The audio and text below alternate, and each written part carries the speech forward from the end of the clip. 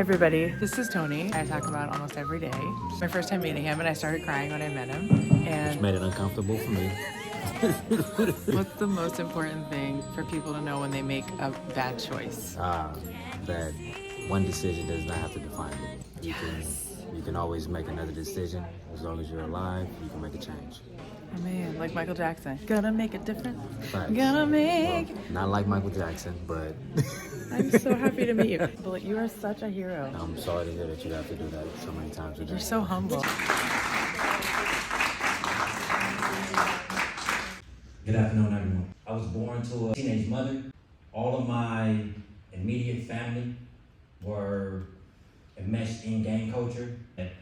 I thought in my young mind that was the journey that was expected of me also. My mother, in her young wisdom, made a plan to send me to live with her father, my grandfather in San Diego. But at the time, I didn't see the wisdom in it. And I only saw that I had one more person in my life who was trying to get rid of me. I didn't have a relationship with my father. I thought that my mother was sending me off to be someone else's burden.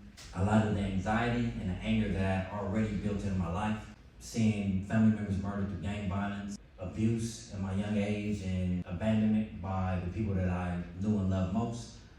My grandfather, to his credit, is a great individual and tried to show me the best parts of himself in hopes of giving me something to aspire to. He loved me the best way that he could. He was very strict and very stern, something that I wasn't used to at the time, and I took that in the wrong way. I did not trust the love that he provided me. I finally decided to run away from home, and on the day that I ran away from home, I connected with friends of mine who were all gang members, all young people who were struggling with their own emotional issues and their own trauma. We got together, and a decision was made to rob a pizza man. When he arrived, we laid in wait for him, and I was given a gun. We committed to rob him, and while I was attempting to rob him, I was told to shoot him by the 18-year-old in the crowd, and I shot and killed Tharek. I was caught shortly after that, 4 days later, and I was sentenced ultimately to 25 years to life. I was tried as an adult. I spent a year in California Youth Authority, this prison for little kids, basically. I went to New Folsom State Prison, 16, when I landed on New Folsom State Prison's main line.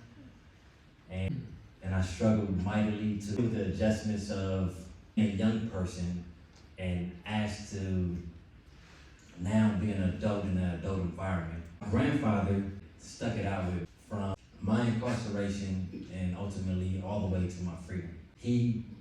While I was going through the court process for murdering Tharek, and he had informed me that Azim had forgiven me for my actions.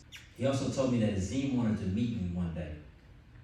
And I knew at 14 that I wasn't ready for that encounter. It wasn't something that I felt like I was up to, that I felt like I deserved the forgiveness for taking someone's life. Because of Azim's forgiveness that I'm here today. I am the person that I am today. Of course, I had to put the work in and make the changes that was necessary for myself. But if Azim maintained an eye for an eye mentality, that becomes my sounding board, because it was already something that I was familiar with. But because I saw somebody who had the grace to forgive me for something that was horrible, I began forgiving the people in my life that hurt me. The people that abused me, the people that I felt left me, the people that I felt that traumatized me. And if I could make those connections in my own life, then I hope other people can make them also.